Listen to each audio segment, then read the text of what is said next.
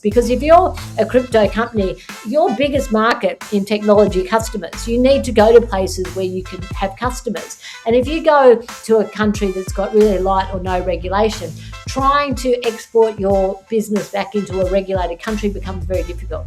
So regulation becomes very important for the ecosystem, not just regulators trying to write rules, because then you can passport yourself around the world and you can grow your business.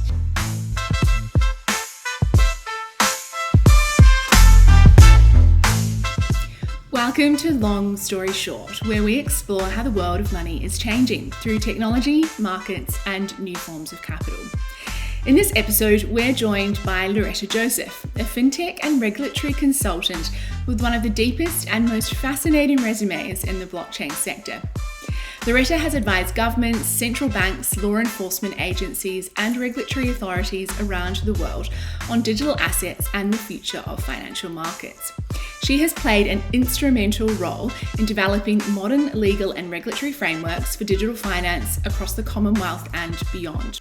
Her work leading the Commonwealth's model laws earned her a Pro Bono Hero Award from the Commonwealth Secretariat, and she was recently awarded an honorary doctorate in international law in recognition of her global contribution to digital finance regulation. We discuss how she found her way into the sector, the impact she is seeing blockchain have in developing nations, and what it takes to build regulation that can support innovation responsibly. We hope you enjoy this episode, and if you do, please subscribe to be notified about our future conversations. Well, Loretta, it's wonderful to have you with us, dialing in all the way from, was it St. Lucia? Is that right? Yeah, St. Lucia. Fabulous. That's a very exotic destination for a podcast guest. But you are a fascinating individual. You're Australian, you're on the other side of the world, and you've had this incredibly varied global career. You're very much recognized as a global expert in financial regulation and digital assets. And I think you have nearly 4 decades of experience across not just digital finance, but also obviously traditional finance as well. And from what I could tell, reading about you, you advise governments, central banks, and regulators across the world on how to build frameworks for virtual assets, stablecoins, and tokenized markets. And what's really interesting is the role you've played in shaping those global standards. And later on, I think we've got a question particularly interested in your work with the Commonwealth Secretariat and how you're developing some of their model laws. So I certainly think you've earned the moniker of architect of the modern digital asset regulation system. And really interested to learn how your experience is being sitting at the forefront of how those financial systems are evolving. Well, thank you for having me. It's always a pleasure. I haven't done a podcast for a while, so I'm very happy to do one.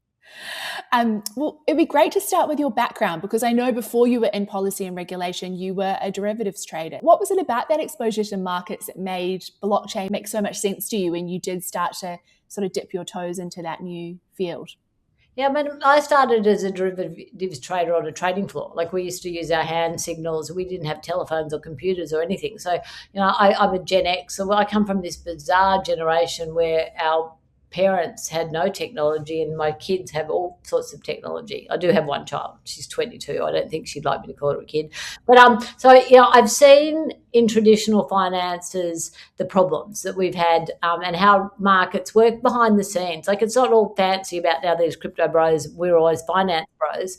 But we look fancy at the front end, but at the back end, there's layers of intermediaries, there's settlement frictions, there's reconciliation problems when you're trying to trade across different asset classes, and there's a lot of costs that's built into those back end solutions, and a lot of trust.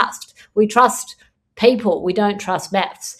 So when I first looked at blockchain, I was like, wow, I didn't see it as a fad. I saw that it could actually reshape the infrastructure of finance. So that was interesting. And then it made immediate sense to me that we trade instantaneously. We have for decades. But the back-end systems are very slow, very clunky, and very manual. So to me, it was not just about this new asset class that had come out of Bitcoin. It was a new way that we could record, transfer, settle everything atomically. Because if you look at Bitcoin, it's atomically swapped. So all those back-end problems of trading settlements, all those things disappear when you atomically swap assets. So that's for me, was very interesting. And I think for anybody that's worked in markets, that's a very, very big deal because, I traded things like gold or securities or fixed income, and that would take 2 days to settle. You trade things like water titles, that takes 27 days to settle.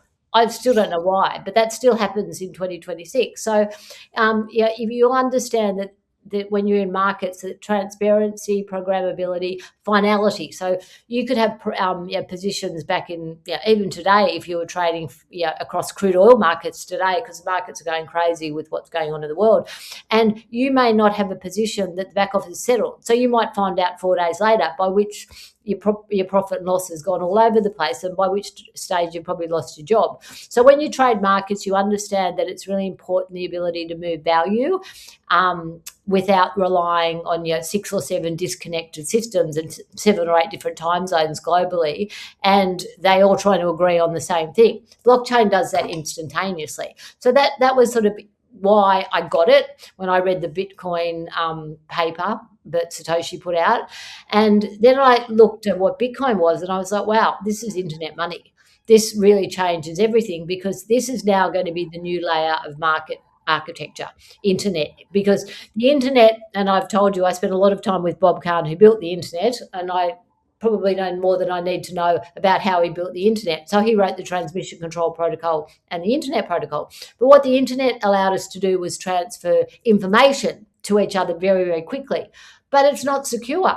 So when Bitcoin came along, it solved one of the biggest problems of computer science, and was 2 problems. The double spend problem we have in accounting, because you can't double spend a Bitcoin. And it solved the security layer protocol, which Bob was told when he built the internet, because it comes out of US defense, not to put a security layer protocol in. But Bitcoin did that. So now we can move assets and value and information across open systems securely and transparently and almost instantaneously. So that, I think, is particularly important as we see when you're looking at it through a market lens now, because I think you realise the technology is going to reshape payments, capital formation, custody of people's assets, market infrastructure, and probably in the end, I think code's going to be law and law will be code. So we're going to change everything that we see in regulation as it stands today and legal frameworks. That's a pretty bold statement, and I'm sure I'll be attacked by a lot of a lot of legal drafters, but I really do believe that in the next 10 years, code and law will be the one thing. Yeah, well, I think you've had some front seat experience to that, so I think you're entitled to a pretty strong opinion in that sphere. Look, it's interesting. I imagine you would have spent a lot of your time in developed markets, but I know you've said in a previous interview I watched that you think this technology has huge potential in emerging markets. Why do you think that is? What makes them different to sort of the rate of adoption potentially compared to developed markets? So I spent almost a decade of my career running banks in India. I went as a single woman with a child at the age of 61, I think, to run a bank in India. Maybe I was crazy back in those days, but India taught me so much. It taught me more things than I could probably put on one podcast. But the developed markets, are very, very interesting because, and also in the Commonwealth where I do a lot of work, we all have the same system, common law. So you look at the countries around the world that have common law, and the biggest users of crypto are actually in the emerging markets. So Nigeria, India, Pakistan, the Caribbean islands, the Pacific islands, because trust in financial systems in these places doesn't work. So they're expensive, they're outdated, they're not inclusive. So if you don't have a passport or a driver's license, you can't be financially included to be included in the financial system in Kenya. So you look at what we take for granted in the Western world. You have an identification, you have access to the financial system. Flip that on its head. So 98% of Western countries like Canada, Australia, New Zealand, the US are banked. Flip that on the head in the emerging world, most of those people are not banked. So you're dealing with a completely different market, and people, have weak corresponding banking access. It costs you a lot of money. If you're an indentured worker or you're somebody that's in the Philippines sending money home to the Philippines and you're earning $200 a month and Western Union are charging you $50, that really hurts. That really hurts. But if you're sending $10,000 and they charge you 180 or whatever it is to go through a bank, yeah, you probably don't notice it. But those sort of remittances costs, inflation, yeah, there's very limited credit infrastructure in a lot of these emerging markets, poor identity systems. Yeah, they're large informal economies basically, and that changes the equation completely, because when we look at things like Bitcoin and Ethereum, yeah, and the modern first world economies, if you want to call them that, they're probably speculative. I really believe that that's probably why regulation has taken such a long time in places like Australia, the US, Canada, and UK, because they don't really care. They're speculative assets. But when you go into these emerging markets, blockchain becomes very powerful because trust is expensive. You have to pay for trust, and access to financial markets and financial infrastructure is limited, and legacy infrastructure doesn't allow for these people to be, financially included.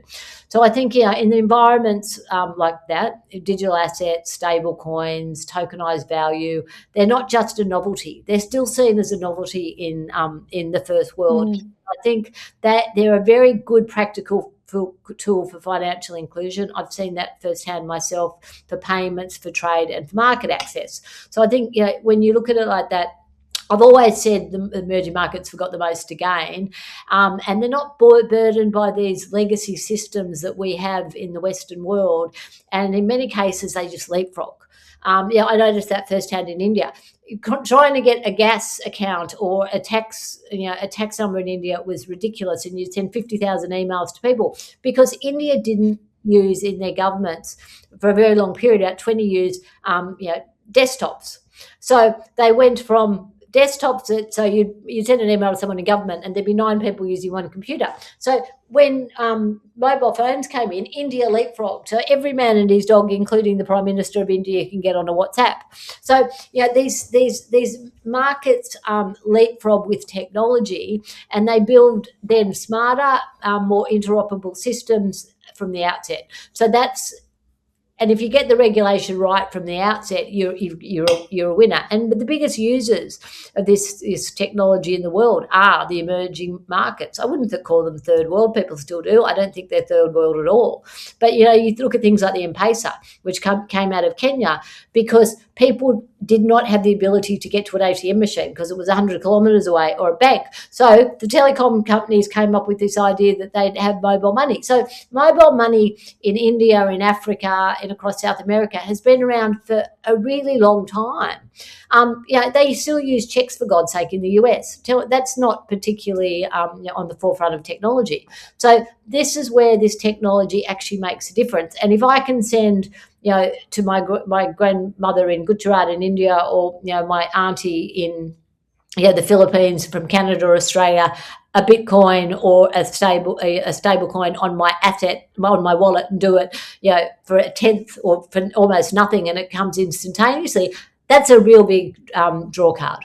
Yeah, I think that's a really fascinating point about how in Western economies we do, or that the broader market perceives crypto as a novelty still, because they're not forced to interact with it on a daily basis. But you take yourself out of that context into a developing nation and you see it firsthand, suddenly you have a very different perspective. And it annoys me because regulators and the bureaucrats that sit in the first world look down on the minions in the emerging world, thinking that they're completely uneducated and they've got no idea what they're doing. No, you can learn a lot. And I've written some of my best laws and my best regulation in places where they have nothing. They don't have 15,000 lawyers at their disposal in the Attorney General's office. There's one person and maybe 8 kids that have got mobile devices. So you see this stuff firsthand. And I think the best regulations in the world are not coming out of Australia or New Zealand or Canada or the UK or anywhere. It's coming out of the emerging world. Yeah. So I want to move on to getting closer to that regulation topic. So, I think one of the things crypto is known for is not fitting into the rules of the traditional system, so then just going and rewriting some rules for themselves. And one of the most prominent examples of that was the initial coin offering craze that took place, I think, was it 2017, 2016? I feel like it was around that, 2017. Yeah, and so they're often shorthand as ICO, sounds a lot like an IPO, you're picking up on some of that sort of familiarity. what made ICOs so compelling for the blockchain community, but also so fraught with danger for investors participating?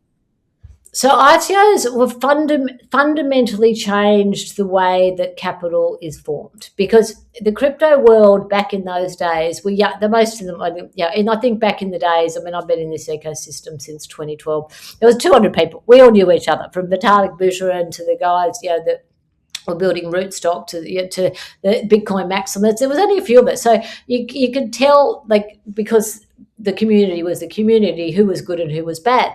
But they were young, and most of these people that were building, this technology were under 25, wore tracksuits, and they weren't the sort of people that could walk into a bank and say, "Excuse me, can I get some money for a business venture?" So the only way that they could get money was from their family or friends. No venture capitalists would touch them, and no banks, because you looked at them, they were coders that came out of people's garages. So they went, "We know what? Stuff you, we'll go and figure out our own way to raise money." So you saw project founders raising capital globally and directly and at speed, without going through any of the traditional gatekeepers of finance that we've had around. So it democratized access to fundraising in a way that markets had never seen before. It was regulators could not got their heads around this, because they thought they were equity raisers and they were equated to IPOs. They weren't at all. And if you looked at what utility, ICOs did, and a lot of it was in a very legal grey zone, and retail investors were putting money into this stuff with projects that they had no disclosures around them. They had very weak governance. So a bunch of tech kids that were just trying to raise money.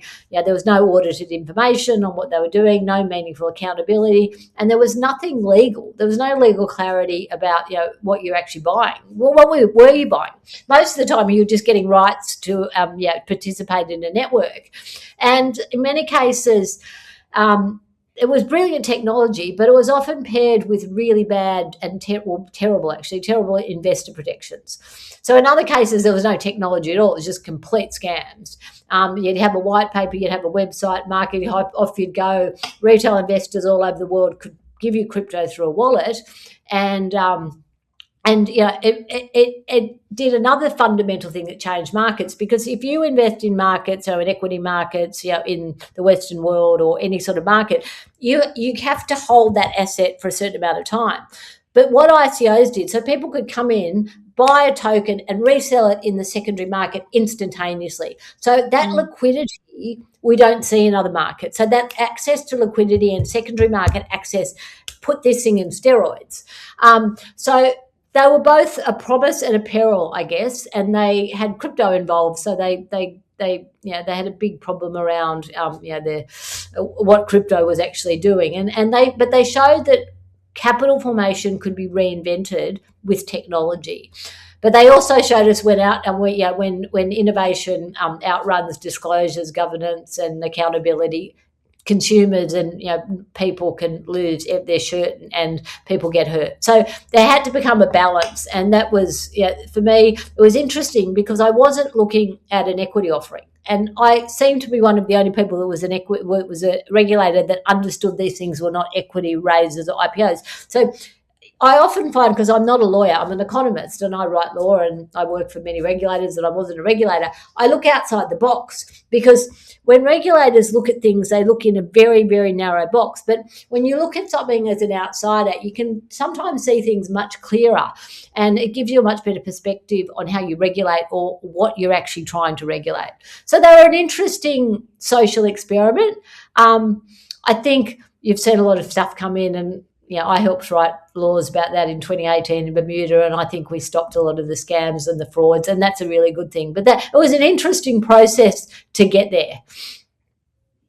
Yeah, well, that was my next question was, off the back of that ICO craze, you did set some precedents and blueprints with the laws that you were involved in writing in Bermuda. What do you feel you did achieve with those laws? So I think we moved ICOs from a grey zone, a legal grey zone with no consumer investor protection, into a rule-based environment. And that was all we did. And once we figured out what the hell they were, and they weren't equity raisers, and I sat with 4 drafters of law and and a technologist who came from building Kraken. It was a very interesting experience. But I think Bermuda was really good because it's a small jurisdiction. They move very fast. The Premier of Bermuda has a master's in computer science, very smart, very tech savvy, and we looked at what the underlying law was that looked like IPOs have. So when we enacted the ICO Act, we followed through with regulations. We did set minimum disclosures and compliance requirements about what we'd already said in history, because security laws work. They do work, but these things were not security. So we borrowed some of the requirements that could work in a non-security environment and put it into a tech environment. But I guess to establish probably one of the first legal frameworks for this entire industry and for token issuance and digital assets activity, to start with. So I think the real achievement there was not being the first, because I think jurisdictions try and jump at this to be the first just for the sake of it and to have it as a marketing ploy. But we did it, and we did it to prove that innovation doesn't need to be killed by regulation. And I think that's really important, because if you have standards around the way people raise money for tokens, you have disclosures, governance, accountability, you protect people that are investing in these things, you give the markets integrity. And that became a very important signal globally. I think it was the first place that did it. And this sector then also came to the bar, because they were like, well, we actually want legal rights around this stuff. Like, we don't want to do stuff in a grey area. So for the first time, the industry had legal clarity. And I think that was a real achievement, because it brought inside the perimeter of the ecosystem without destroying the innovation and the technology. Just feeding off of that, which I think is really fascinating, at the time when you were writing some of those laws, there were probably only a handful of cryptocurrencies to deal with. Now I think there are tens of millions. It's not inconceivable that there will be hundreds of millions, potentially billions in the future at the rate we're sort of going around token issuance. How do we regulate for that future? To do that would be impossible, quite frankly, and probably the very wrong approach. So I think, the future of regulation, it has to be activity-based, risk-based, and technology neutral. You can't back technologies. And I think that's fundamentally some of the problems with the laws that we see in places like Australia, that they back technologies, and you can't do that. So the question, I think, is not how many tokens actually exist. The question is, what activity are they being performed by whom, for whom, and what are the risks, and what are the outcomes? So are they doing issuance? Are they doing custody? Are they exchanges? Are they brokerage? Are they doing payments? Are they doing stablecoin, staking, settlement, you name it? But anything, tokenization of real-world assets, I guess, as well. But anything where there's a consumer-facing wallet service, that's where the regulatory perimeter needs to sit. And are these entities, are these people acting as businesses performing something on behalf of a customer? And then I think laws, and what I've been writing, we've made them modular. They're modular. So because laws can't be static, laws haven't changed for hundreds of years, and that's why some of the bigger jurisdictions are struggling, because they're trying to put round pegs in square holes. It doesn't work. Like, for me, trying to put all digital assets into the Australian Corporations Act makes no sense. Makes no sense at all. So I think not every token also has the same level of risk as another token. Do you need to have a market infrastructure license to run a crypto exchange? No, you don't, because the real term of a security exchange is a very convoluted public-private partnership that involves country stock. So it's infrastructure of a country. These things are just matching engines, for heaven's sake. So you need some of the rules, but not this heavy, regulation heavy. You've got to have market license to run these businesses. Doesn't work. So I think regulators need frameworks that distinguish, though, the prudential risk of some things like stablecoins, the conduct risk of the people running them. Like, let's use Sam Bankman-Fried as a perfect example, somebody that should not have been running a company and had no governance in place at all. I mean, whoever thought that a 28-year-old who was living with 19 people would bugger up $1 billion company and go and give his girlfriend a whole lot of money? So stuff like that is what we do normally. That shouldn't exist. So that whole crypto bro, that cult of crypto, like we see with people like CZ and Sam, is really bad. So looking at things like market abuse risk is really important. Money laundering, terrorism risk. None of us in the industry want that. And I always say to the industry who complain and moan and groan about the money laundering, terrorism, proliferation, financing requirements they're under, it's like, do you want little girls to be trafficked? Do you want people to blow each other up? And do you want terrorists to kill each other and the rest of us? No, we don't. So if we can adhere to the fundamental rights of what we all want to be good human beings, those things shouldn't matter. You should just do it as a company out of respect for each other. And they're not there, to put arduous amounts of responsibilities on companies. They're to stop things like little girls being human trafficked, and I'm all for that. And wild animals being taken and used to sell their tufts or whatever. But then there's things like operational risk. Do these people really understand their cybersecurity requirements? Do they know that the Lazard Group, who's the North Korean front for the nuclear program, come in and hack their exchange with nobody ever knowing who's got the keys? How do they manage your keys when they're holding your assets? Who's got access to the keys? Do they know where the keys are? Like, things like that become very important because they harm consumers. So I think the future's not about regulating the code and into oblivion. It was never about that from when I first started to do it. It was about how you regulate functions, how you regulate people, how you regulate the gatekeepers, how you make sure that they establish good governance practices, and any point of systemic or consumer risk, that including cybersecurity risk and harming people. Taking people's money for illicit gain is not a good thing for anybody. Yeah. I mean, it sounds like what you're talking about is a very pragmatic approach to how regulation should be constructed, looking at the full holistic picture.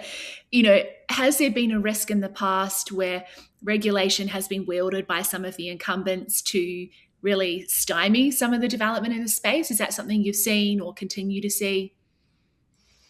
So I think a lot of the early growth in crypto and where a lot of people made a lot of money was because it emerged outside the traditional guardrails and the system, and outside the permissioned structures that normally will protect incumbents. And that's why the incumbents don't like it, because all of a sudden they had this industry that were doing everything that they probably still did, but they said they didn't, but they could, had regulators that said they could do it. I mean, if you look at, I always use this as a good example. Like, do we really trust? I was a trader in the GFC. I traded options. Like, do we really trust that banks are the best custodians of people's money? After the GFC, I'd probably say not. But because everybody sort of pushed it to a side of like, oh, no, this thing's going to go to zero, like this Bitcoin thing is a joke. And people who didn't take the time to understand what the technology was or the infrastructure built around it, who dismissed it, are really eating their words now. And, it allowed experimentation at a pace that I think conventional finance would never have been tolerated to do. They could never have done it in the world of having the SEC over the top of you. So being in that grey zone actually accelerated the innovation. But I think unregulated innovation has a flip side effect, and that's also that it scales badly. And I think that was a problem as well. You had a whole bunch of kids that were doing whatever they wanted with no oversight and no adults in the room, and that was a problem.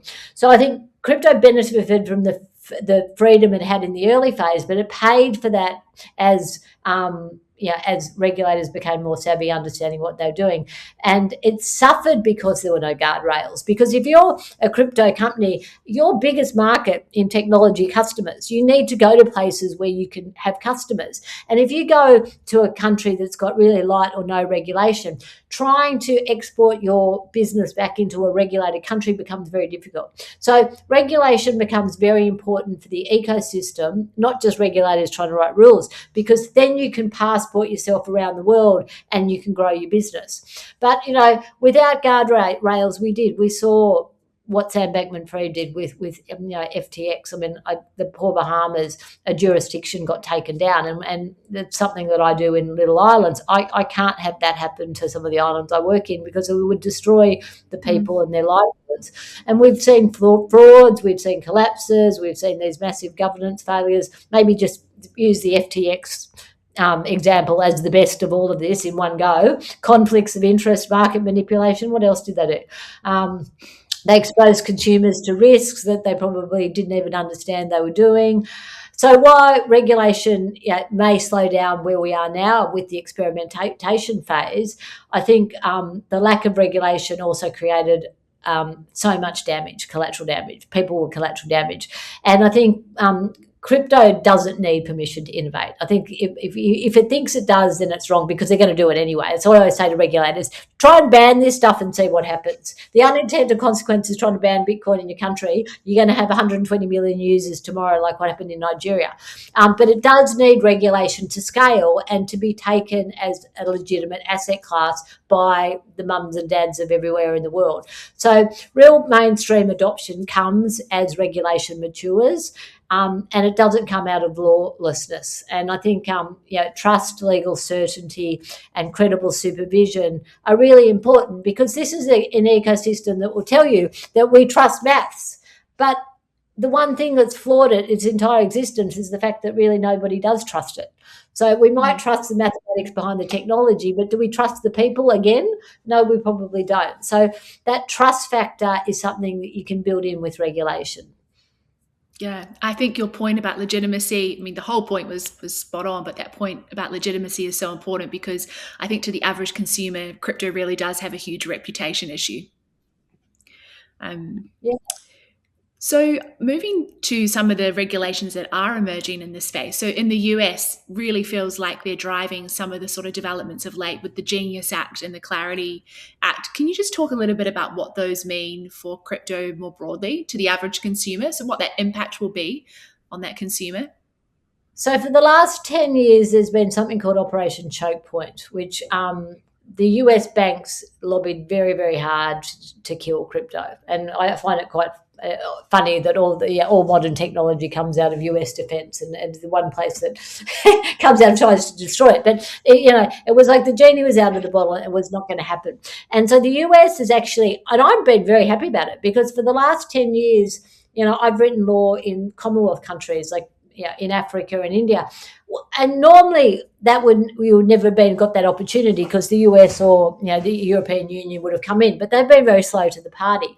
But I think you have to acknowledge the US, because the US is a fundamental source of capital formation. The money to build tech businesses and the Elon Musks of the world all come out of the US. So the Genius Act, I'm not really sure if it's a Genius Act. I've actually written a stablecoin model law for the Commonwealth. When I went and I read the Genius Act, and I went, oh, good God. It was issued, I think, in 2026, and it was a pathway for payment stablecoins to get legitimacy. But if you look at the two biggest stablecoins in the world, they are US stablecoins. And in my opinion, if we allow stablecoins to just be issued out of the US, the dollarization of the US is just going to continue. I think, we need laws that go across everywhere that just don't suit the US. So I find the Genius Act was probably written just for the US financial system. And so that's to cover stablecoins and only payment stablecoins. But stablecoins cannot just be in US dollars. In the laws that I wrote, you can have stablecoins that are backed by DAOs. You can have them backed by gold. You can have algorithmic stablecoins. Something I don't really like, but if I didn't write a rule around that, someone's going to go and do it again, like the Terra Luna problem. So you ban it or you don't allow it. It happens anyway. So you may as well figure it out and try and work out how you regulate that stuff. So the Genius Act is focused mainly on stablecoins. Then the Clarity Act, I guess, is the US version of what we call the market structure piece. Who is going to regulate what? Because the US has been a big schmozzles for the last 10 years in who's got power over who. Because in most countries where I work, there's one regulator. But in the US, There's different state regulators. There's turf wars between the SEC, which is the securities regulator, and the commodities regulator, and then the Federal Reserve on top of it. It's a mishmash, my goodness. Like, trying to navigate the US has always been quite difficult. So the Clarity Act was meant to do that one thing. It was meant to give a clear picture of who regulated digital assets in the US. Was it the SEC or was it the commodities regulator? I think they're working better together, but I think we harmonised with our Commonwealth model laws in that period that the US and the Europeans have tried to play catch up much, much better, because we've taken into account much more the industry. These laws, in my opinion, are very regulator driven and mainstream finance driven. They're not driven by the needs of the industry. And if you read MICA, which is the European Union's act, you'd almost need a computer science degree to read that thing.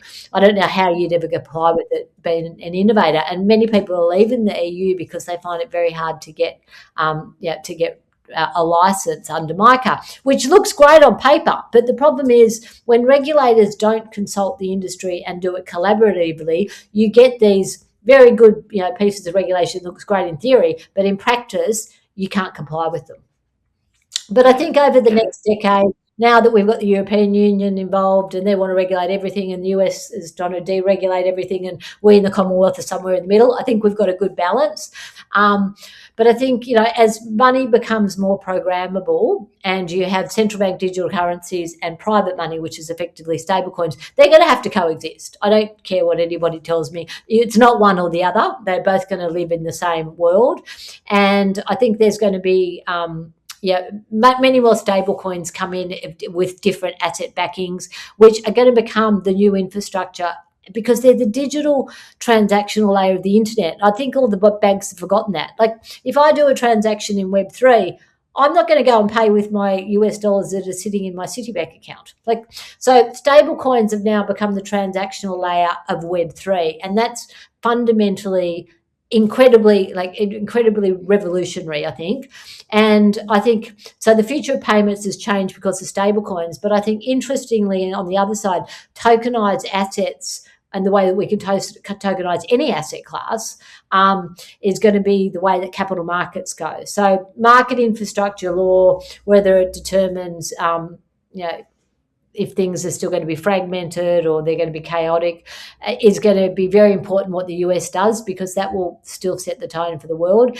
And, we want trusted and scalable models. We don't want chaotic, bespoke pieces of regulation all over the world, because when they're not interoperable, it's very hard to operate businesses.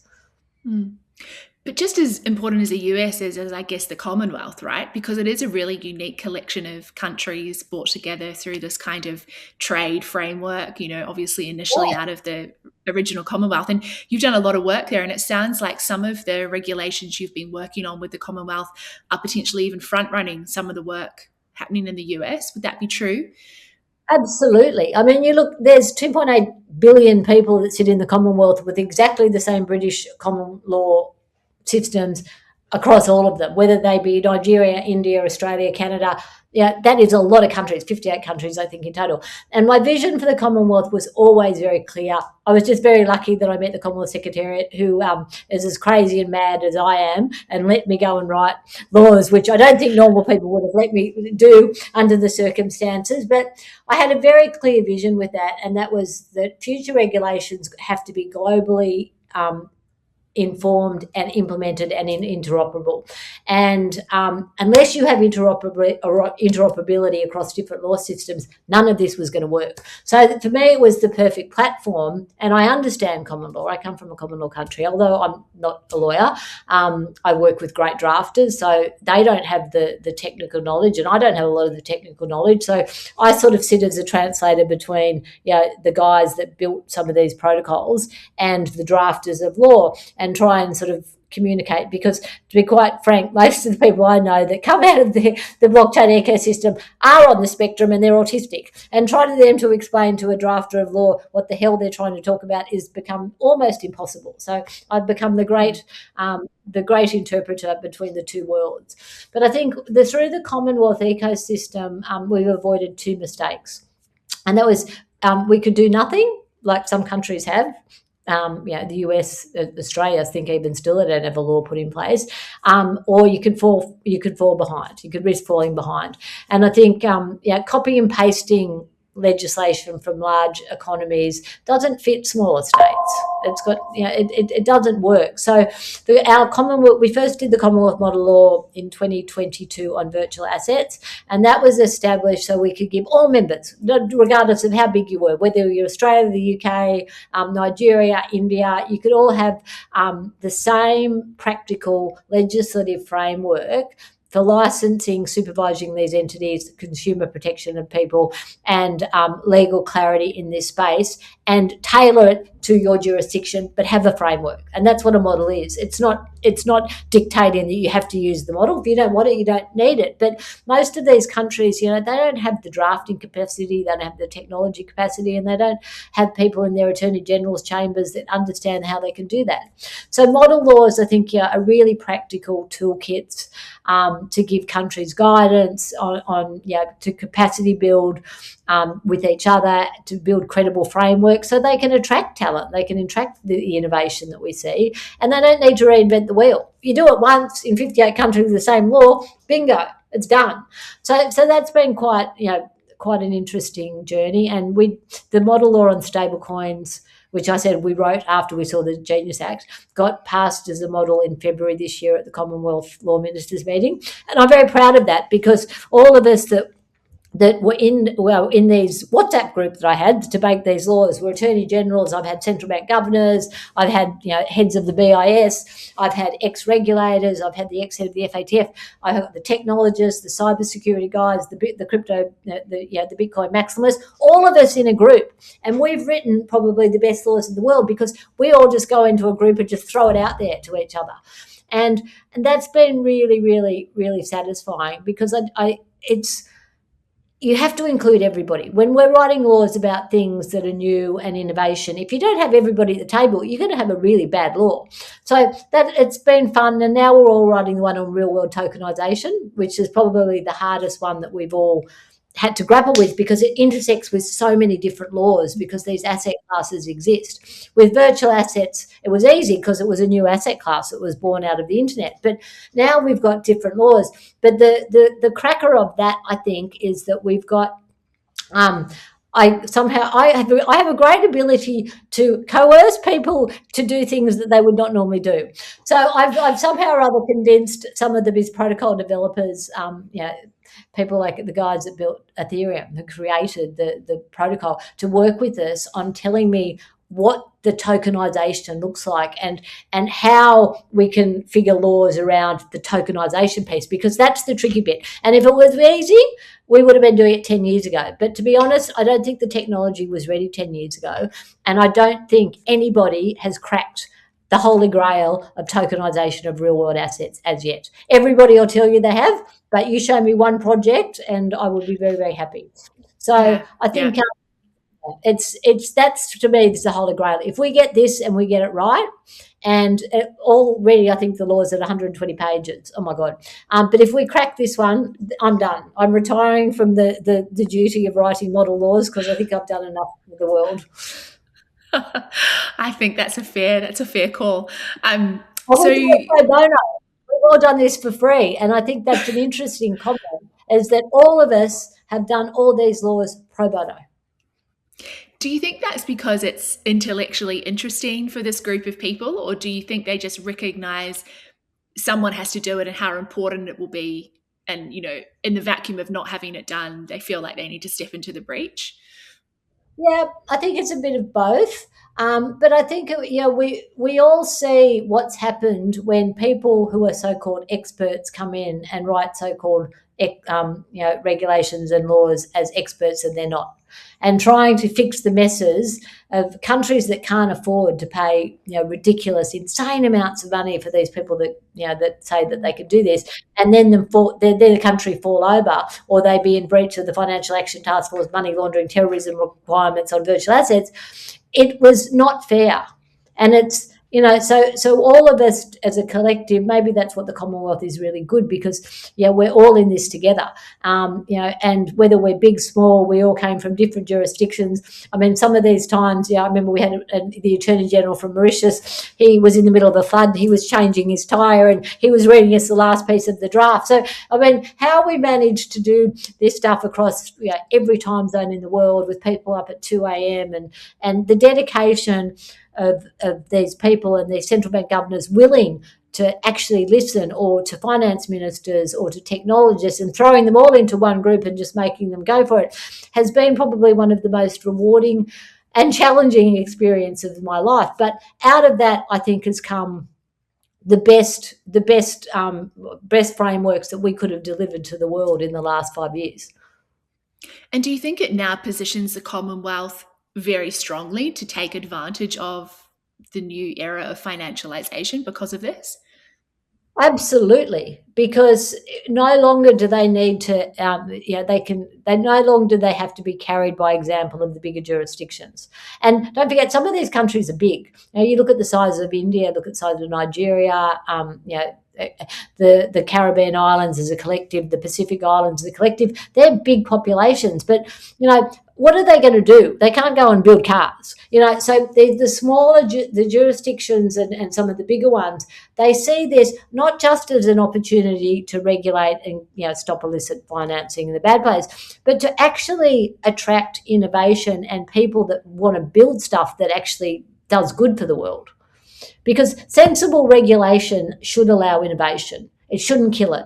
And that's where I think many of the bigger countries have got it so wrong, because they've only looked at the crypto speculation side of regulation, and they've tried to kill the innovation, which is so fantastic. And thinking how you can fractionalize real estate, or you could give back to the gold miners that are sitting in Uganda. They get no money at the moment. There's so many real world cases that make people's lives better if you have the proper guardrails around this ecosystem, and you allow people to innovate and do it sensibly, but also properly.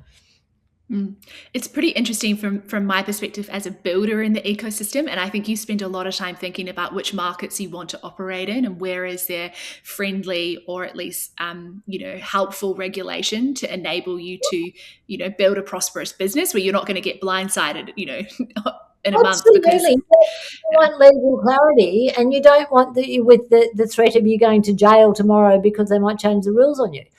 And that's exactly. It's what it's been like, But the best regulators are not, that I work with, that I'm a regulator, we bring people in and say, sit down with us. We don't wrap them over the knuckles and say, we're not enforcers. That law enforcement do that. Regulators should not be enforcers.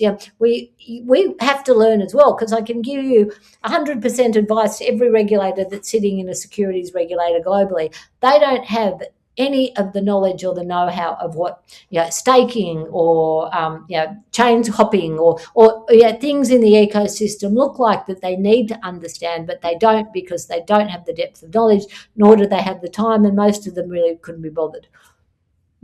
So go places where the regulator wants to help you, wants you to do it. If you break the law, you go to jail, and the law's all right, make no mistake. And if you're a scammer or a criminal, you could go to jail and you can be fined. But if you're a proper, sensible builder in the industry, you want to go somewhere where you feel welcome. Not somewhere where you walk into the regulator and you feel like you're going to get the third degree because they think you're doing nothing but illicit financing and you're a drug dealer. Absolutely. I think that's sometimes the perception builders have in the space, is you're guilty until proven innocent when you're building in crypto, as opposed to the other way around. Look, fascinating discussion. Final question, Loretta. This has been a great conversation. Thoughts on where the future of finance is heading? I know that it's a very big topic, but what does life look like for the everyday consumer 5-10 years from now? Is it dramatically different? Is it all under the hood that we don't see where the change is happening? I think it's probably going to be less revolutionary than we think. And like the internet came about, we all use our mobile devices we wouldn't be having this conversation if it wasn't without Bob. But do you really know about the 139 protocols that he built on top of the first transmission control protocol? No, it's an No. infrastructure. And Yeah. that's what this is what blockchain will be. It's an infrastructure. And in 10 years, nobody's going to actually give two hoots whether it's on Solana, Ethereum, Cardano, whatever. Most people are not going to, wake up and go, oh, today I'm going to use a blockchain. What people want is cheaper payments. They want faster settlements, better access to credit, more control over their assets, and less friction moving value. That's what I think at the end of the day, and moving things across borders quite effectively and cost effectively, to be quite frank. So I think the technology is going to fade into the background. And as I said, like the internet, it's just going to become that infrastructure, like when we use our mobile devices. But the experience will improve in the foreground, and that's where the future of finance is: instantaneous, cheap, and fast.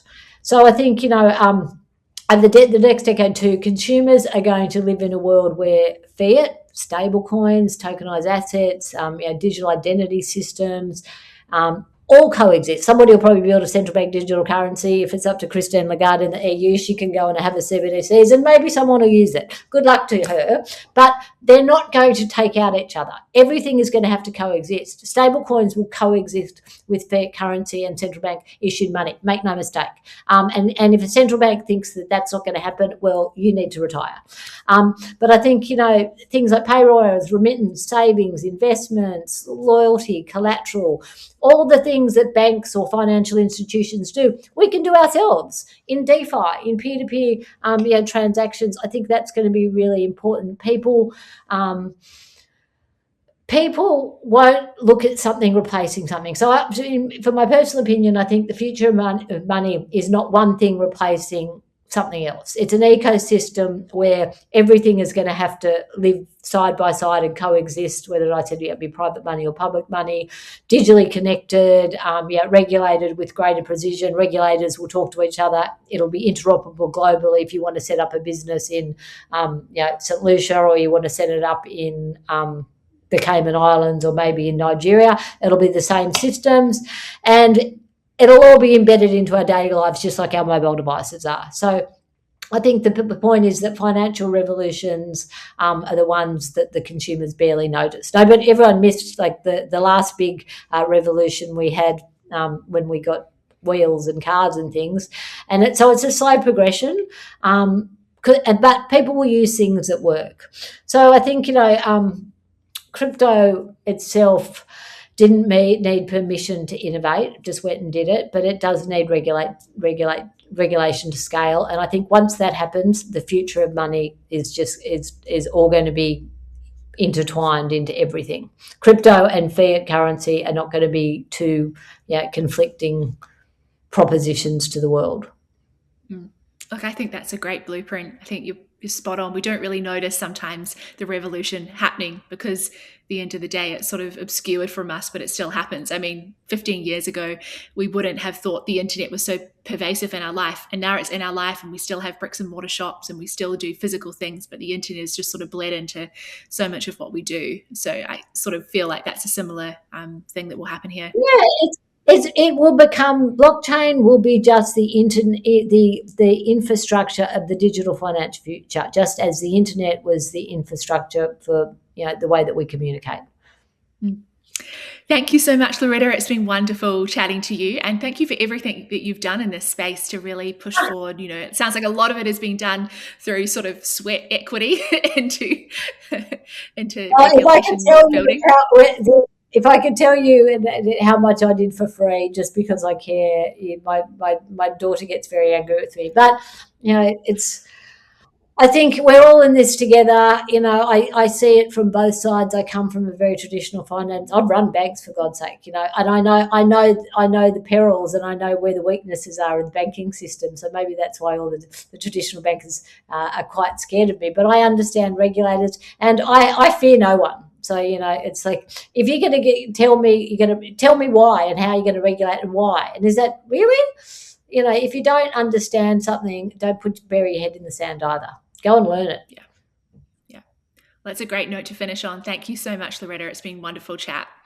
Thank you. It was a great chat, and have a good day, I guess. Thank you for joining us for this episode of Long Story Short.